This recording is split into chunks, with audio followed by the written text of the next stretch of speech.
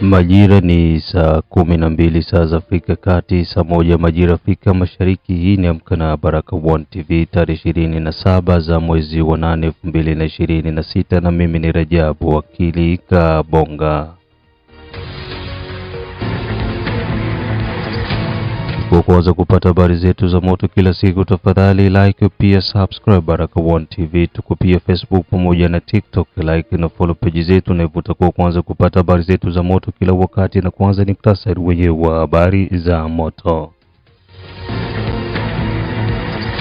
Fizi M23 wajisalimisha kwa majeshi ya Jamhuri ya Kidemokrasia ya Kongo baada ya kutwangwa vikali huko maeneo ya Kimete na sehemu zingine kwenye milima ya Nyanja ya Juu.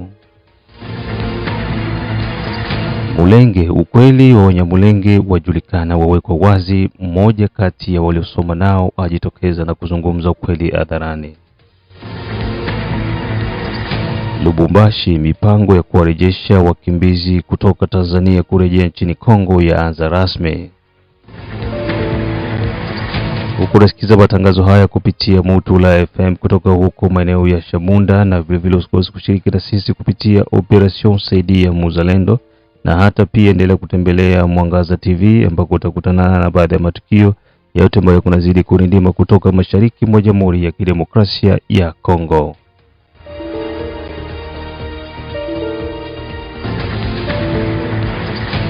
Tuanze na taarifa hizi kutoka huko maeneo ya tarafa Fizi, jimboni Kivu ya Kusini Mashariki mwa Jamhuri ya Kidemokrasia ya Kongo. Tarehe 26 za mwezi wa 8 2026, wapiganaji 13 wa muungano wa M23 Twirwaneho Horeri Tabara wameweza kujisalimisha kwa majeshi ya Jamhuri ya Kidemokrasia ya Kongo baada ya mapigano yaliyofanyika katika milima ya Nyanja ya Juu ya tarafa ya Fizi ndani ya mkoa wa Kivu ya Kusini, ambako mambo yalikuwa ni magumu kwa upande wa magaidi hao wa M23.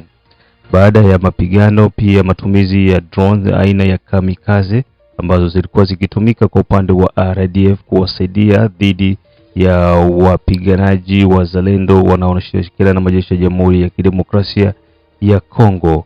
Hatua hiyo imefanya wanamgambo wa M23 kuweza kukimbia kambi yao na kuja kujisalimisha upande wa majeshi ya Jamhuri ya Kidemokrasia ya Kongo maeneo ya Abala, Mulima pamoja na Kimete. Kijumla ni watu 13 wa muungano wa M23 Twirwaneho Horeri Tabara wanaosaidiwa na nchi ya Rwanda ndio waliojisalimisha kwa majeshi ya Jamhuri ya Kidemokrasia ya Kongo. Mapigano hayo yalifanyika milima ya Nyanja ya Juu ya tarafa ya Fizi, jimboni Kivu ya Kusini. Kupitia msemaji wa Operation Sokola ya pili, Luteni Rigan Mbui amesema kwamba hilo limefanyika ni kutokana na kipigo kitakatifu walichokikula magaidi hao wa M23. Ukiachana na mazungumzo ya msemaji huyo wa serikali, vyanzo halisi kutoka katika uwanja huo wa vita vile vinazungumzia ndani ya kitongoji cha Abala pamoja na Mulima, ikiwemo pia na Kimete, operesheni kali zilizofanyika ambako silaha zito zilitumika. Pia drones za aina kamikaze zilisababisha mambo kuwa magumu kwa upande wa magaidi hao na kuja kujisalimisha mbele ya majeshi ya Jamhuri ya Kidemokrasia ya Kongo. Wakitambulishwa mbele ya umati na waandishi wa habari, kamanda anaongoza operesheni Sokola ya pili jimboni Kivu ya Kusini, Kanali Michel Apoko, amesisitiza ya kwamba wanamgambo hao 13, wamoja walikuja wakiwa katika hali nzuri kidogo na wengine pia walikuwa ni wagonjwa, na hivyo kuweza kupelekwa hospitali kwa ajili ya kupewa matibabu ambayo yatawafanya waweze kurejea katika hali yao ya kawaida. Miongoni mwao pia kuna wale walioweka silaha chini na wengine ambao walikamatwa mateka. Pia kuna watoto wa Kinyamurenge na hata pia kuna wengine wa Kirundi na wengine kutoka nchi mbalimbali zinazoshirikiana mkono na magaidi hao wa M23. Baada ya kuweza kujisalimisha na wale ambao walikamatwa, walitumia nafasi hiyo magaidi hao wa M23 kuweza kutoa wito kwa wengine ambao mpaka sasa bado wanakwama upande wa M23 kuweza kujitokeza na kujisalimisha mbele ya majeshi ya Jamhuri ya Kidemokrasia ya Kongo na kuweza kuweka silaha zao chini, kwa sababu hali inavyoelekea wala hawaoni ushindi wowote ambao wataupata Hivyo ujio wao mbele ya majeshi ya Jamhuri ya Kidemokrasia ya Kongo ni bahati kubwa, kwa sababu endapo mambo yatakuwa ni magumu zaidi, bahati uaga haijurudii mara mbili. Wamesema hivyo wanamgambo hao ambao walijisalimisha mbele ya majeshi ya Jamhuri ya Kidemokrasia ya Kongo. Kutoka tarafani Fizi, taarifa zaidi kupitia kitengo cha mawasiliano cha Sokola ya pili operation ambayo inaongozwa na Bwana Michel Apoko, kamanda anaongoza vita huko maeneo ya Fizi katika milima ya Nyanja ya Juu. Après le bombardement de drones kamikazes appartenant aux terroristes RDF alliés aux rebelles du M23, Twirwaneho et Red Tabara, une nouvelle vague de défections vient d'être enregistrée dans les rangs des hors-la-loi à Abala, Moulima et Kimete. Au total, 13 ex-combattants de la coalition rebelle M23, Twirwaneho et Red Tabara, soutenus par le Rwanda, se sont rendus aux forces armées de la République démocratique du Congo lors de sa riposte dans les hauts plateaux de Fizi au sud Kivu. Après avoir été présenté auprès du commandant des opérations Sokola 2 Sud-Sud Kivu, le colonel Apoko Bangala Michel, où ils ont bénéficié d'un accueil digne, 10 éléments ont été conduits au poste de commandement pour un réarmement moral et 3 autres venus malades ont été immédiatement acheminés à l'hôpital pour suivre de soins appropriés. Parmi les combattants ayant déposé les armes figure un jeune membre de la communauté Banyamulenge, ancien élément du groupe armé Twirwaneho. Aba ndi kwifuza yuko bagenzi banje b'Inyamirenge bose bagombya kuza kuri FARDC yaratwakiye. J'ai été bien accueilli par les forces armées de la République démocratique du Congo. Je me sens en sécurité et je reçois un traitement digne. Je supplie à mes frères Banyamulenge de quitter la rébellion qui est soutenue par le Rwanda et de rompre tout lié avec les personnes qui cherchent à nous diviser à travers des fausses idéologies.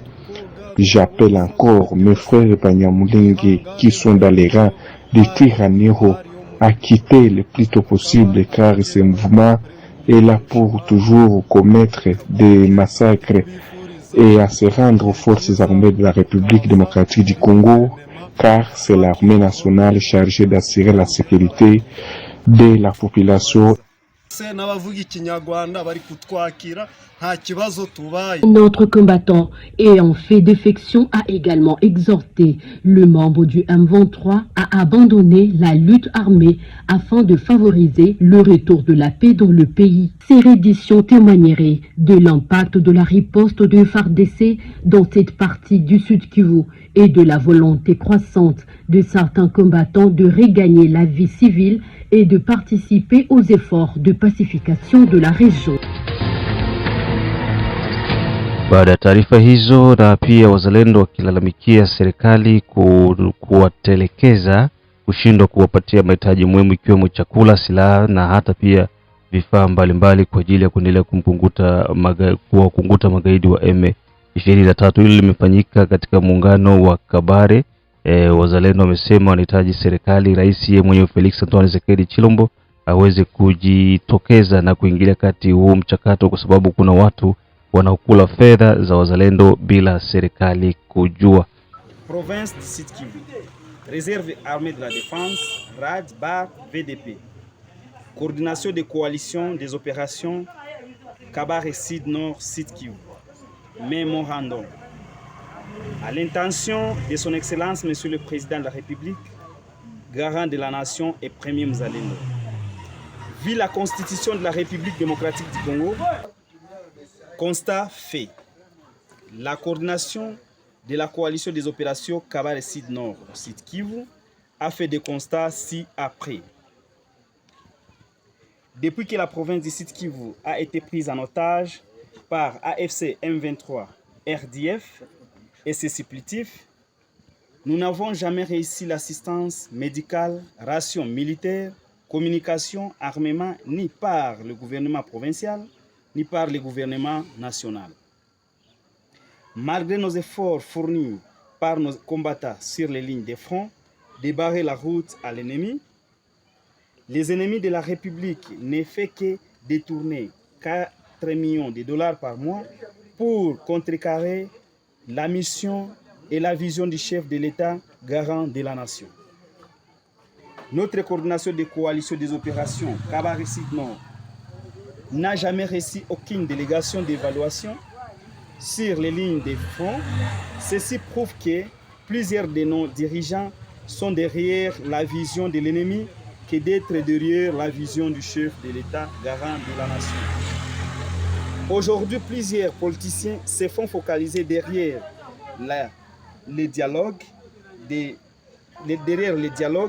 sans Wazalendo dont les objectifs de protéger leurs intérêts que mettre devant l'intérêt de la nation. Nos déclarations.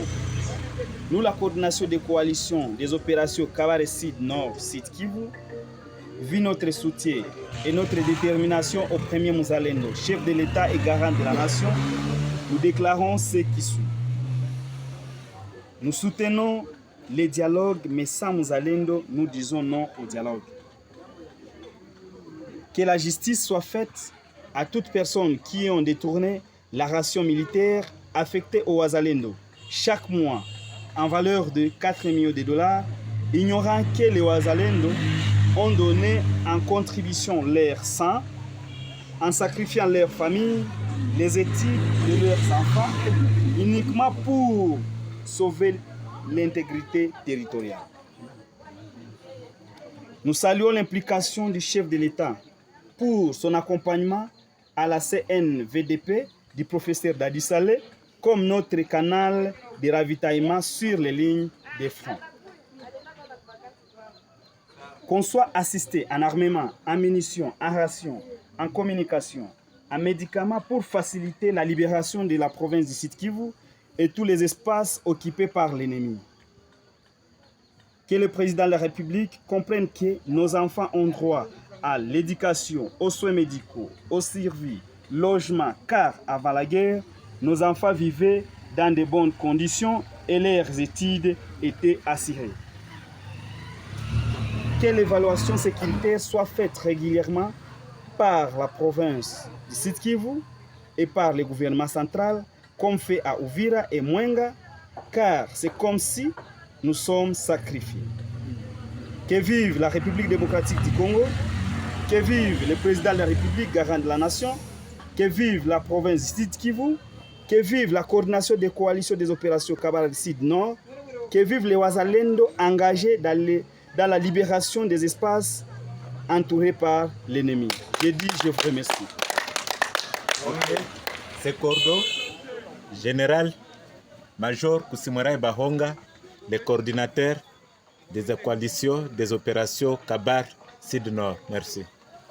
C'est Moukoulou Safar Daniel, général-major, commandant force du mouvement IGCDP et en même temps coordinateur et adjoint de la coordination des opérations Kabare Sud Nord. C'est Irène Yerwamigabo, tu dis Aigle de Kabare, commandant mouvement FPNKLC, fils patriote Nabushi Kabare pour la libération du Congo, T1 de coordination Kabare Sud Nord, Bar Sud Kivu. Tuingie Mulenge. Ukweli wa Wanyamulenge wajulikana. Kuna mtu ambaye atajitokeza na kuzungumzia hali halisi ya huko Mulenge na kutaja baadhi ya vitu ambavyo walikuwa wakifanya hapo awali na Wanyamulenge, ambaye yeye pia alisomea Mulenge na anajua Mulenge vizuri. Katika mwelekezo wa kujaribu kutafuta ukweli uko wapi na kuweka mambo yote bayana, baadhi ya Wakongomani ambao walifanya kazi Mulenge, waliosomea Mulenge, walikuwa pamoja na wakimbizi kutoka Rwanda ambao kwa sasa wanajiita Wanyamulenge, wamekuwa mara kwa mara wakijitokeza na kutoa shuhuda mbalimbali kutokana na hali halisi ambayo ilikuwa ikiendelea huko Minembwe kwa miaka iliyopita. Mmoja kati ya Wakongomani ambao wamezungumzia ukweli kuhusiana na maeneo ya Mulenge, jinsi walivyosoma, jinsi walivyokuwa, jinsi walivyoishi kwa pamoja miaka ya nyuma, na hata hapo awali hilo jina wala lilikuwa halisikiliki, walikuwa hawahitwi Wanyamulenge, baada yake Mulenge ni sehemu ya Wafuliru pamoja na Wamuti. Utafahamu tu kwamba kwa siku za hivi karibuni mada hii ya raia, nani asokuwa raia, nani mkimbizi, nani alikuja, nani ambaye amezaliwa, imekuwa ikichukua nafasi kubwa sana miongoni mwa wanasiasa, huku baadhi ya wanasiasa wenye asili ya Kitusi wakiendelea kujipatia ujiko na kusisitiza wamekuwepo kabla ya ugawaji wa Afrika, huku wenyeji pia wakisema walikuja na walivyokuja walionekana na walipokelewa na wala hata walikuwa hawaitwi hilo jina. Ni jina ambalo walilipandikiza kwa ajili ya kujitafutia nafasi katika utawala na pia kujaribu kunyang'anya maeneo ambayo sio ya kwao. Kutoka maeneo ya Mulenge, taarifa ifuatayo. Sasa hapa Mtama, mimi nitani kuulize swali fatana probleme niko mwinchi yetu, paske injo muda ya kuanza kuwaza kindani na kuangalia juu ya nini aba Banyarwanda balipendelea zaidi hii jina ya Mulenge.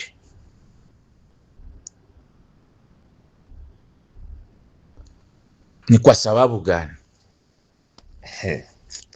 Mtama, bitu yuko nguvu, machi biko nguvu.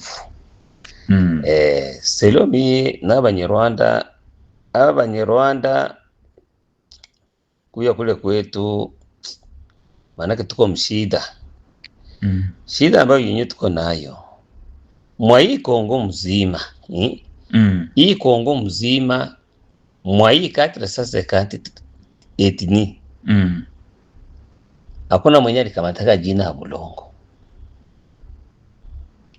Hakuna kabila yenye likamata jina ya Bulongo apare ya Kongo Bakongo tu. Bakongo tu. Najua kwenye siki, najua kwenye labda hapa Banyarwanda na walikamata hii akili kusema na sisi tukamate jina ya Banyamulenge ufatana na hapa Bakongo. Banasema Kikongo na biko na Bulongo yabo kule Bakongo. Unasikia Bakongo.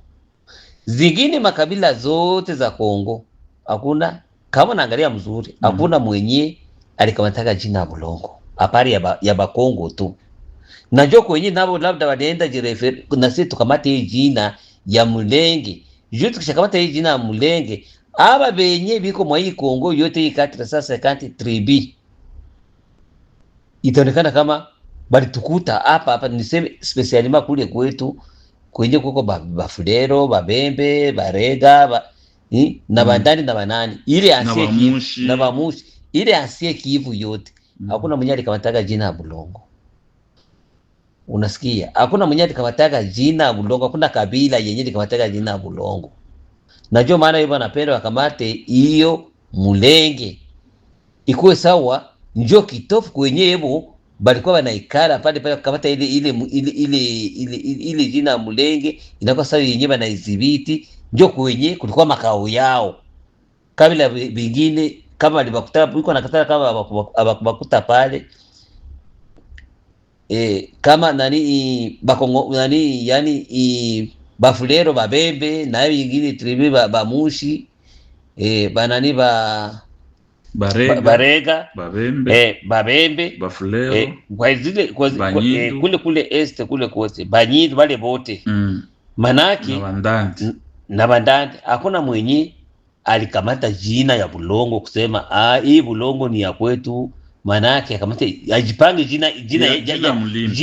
jina ile mungini ya Bulongo. Hakuna kule kwetu hakuna hata moja. Manake ni majina ilikuwa inatoka tu. So wewe unafika unakuwa na kijina kyako. Hakita kamata jina ya ile Bulongo. Ni banapanga majina milima, ni bakamati majina ya milima. Abakamati majina ya milima, abakamati majina ya Bulongo. Manake ni jina tu unasema mimi ni mtu fulani basi, jina ya mtu. Unasikia?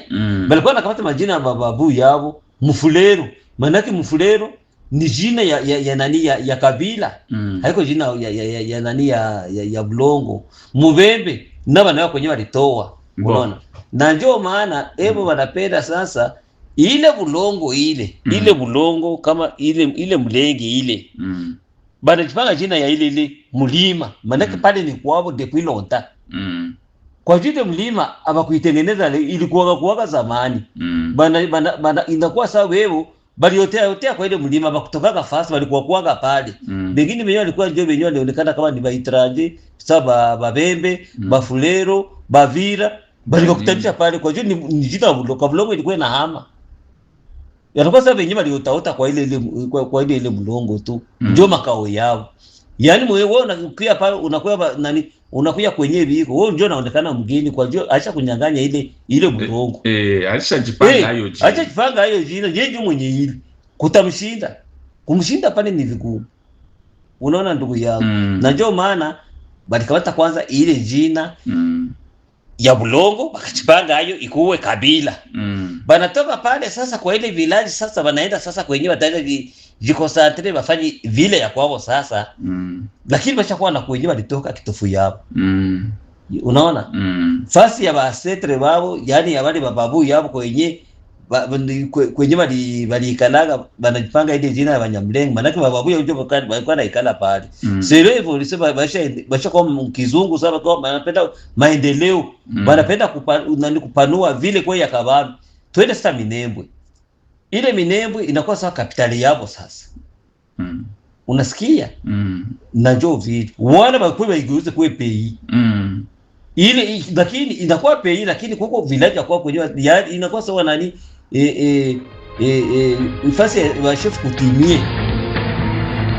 Story hii ni ndefu kidogo, tutakuja kusikiliza majira ya saa 6 kwa sababu kuna mambo makubwa ndani, itabidi kuendelea kusikiliza kupitia Baraka1. Baada ya taarifa hizo kutoka katika hayo maeneo, uko nasikiliza matangazo yetu ya Amka na Baraka1 TV kutoka mashariki mwa Jamhuri ya Kidemokrasia ya Kongo, tarehe ikiwa ni 27 na mwezi ukiwa ni 8 2026.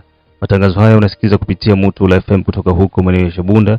Vilevile unatusikia vizuri ukiwa huko Australia, Canada, USA, Europe Central pamoja na East Africa, na wale wote ambao kwa maeneo ya Afrika ya Kusini, Ejide Kizenga Tembele, King Sele Kizabeba, Mashaka Ayamba, Dedone Buto, Tobi Ondo Kilamba Mao, mzee wa State ya Maine, Da Feza, Da Letesha, Da Asha, Da Aaron Kisi Kandeke, Asimwe Baguma Samuel kutoka Czech Republic, Ramaki Afrika Kusini, Mohamed Papire Jabu kutoka Afrika Kusini, wote hawa wakiwa bado wako nasikiliza Baraka1 TV.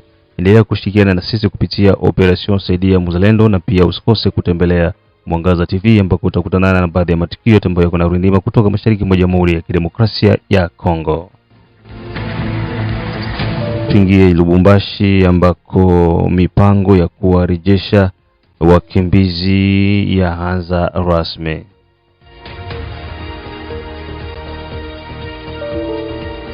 Muungano wa toka Kivu ya Kusini pamoja na wengine kutoka Lubumbashi umeweza kukutana na mkoa wa Haut-Katanga ambako serikali ya Jamhuri ya Kidemokrasia ya Kongo, serikali ya Tanzania pamoja na watu wa shirika la kimisaada UNHCR kuanzia hiyo tarehe 25 za mwezi wa 8 kufanya kikao cha 8 cha sehemu 3, Kongo, Tanzania pamoja na watu wa UNHCR.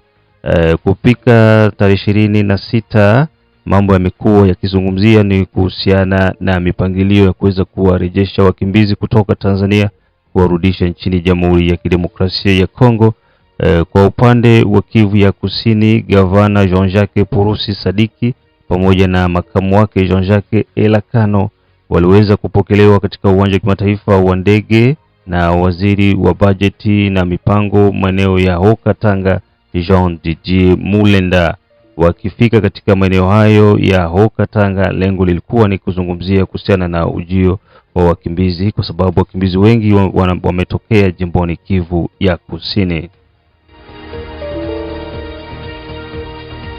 Akichukua nafasi, gavana wa Haut-Katanga Bwana Kazembe Martin ameweza kuzungumzia uwepo wa mipangilio hiyo na pia kutaka serikali zote mbili pamoja na Umoja wa Mataifa kuweza kuweka mipangilio sahihi kwa ajili ya kuwapokea wakimbizi ambao wako Tanzania wanaotarajiwa kurejea nchini Jamhuri ya Kidemokrasia ya Kongo.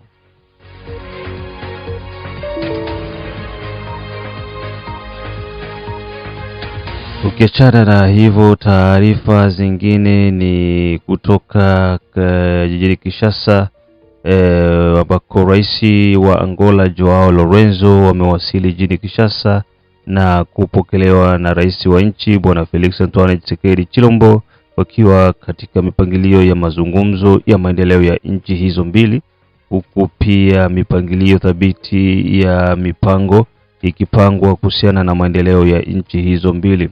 Kwa upande wa Goma pamoja na Bukavu, vio 11 vyaweza kufungwa. Serikali yatoa matamshi makali, huku Alliance Fleuve Congo M23 wakilia na kupinga kabisa kuweza kufungwa kwa vio hivyo na kulalamikia serikali ya Jamhuri ya Kidemokrasia ya Kongo.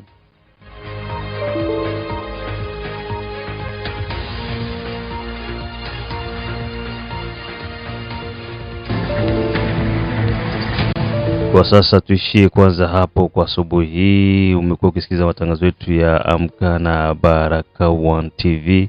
Matangazo mengine pia utayasikiliza saa 6, saa 9 pamoja na saa 12. Kikubwa ni kuendelea kwa pamoja na sisi kwa kulike, kusubscribe, kushare Baraka One TV, na pia shiriki na sisi kupitia Operation Saidia Muzalendo, na vile endelea kufuatilia Mwangaza TV ambako utakutanana na baadhi ya matukio yote ambayo yako nazidi kunindima kutoka mashariki mwa Jamhuri ya Kidemokrasia ya Kongo. Mimi ni ndugu yako Rajab Wakili Kabonga, baba la baba, the one and all in town, DJP. Bye bye.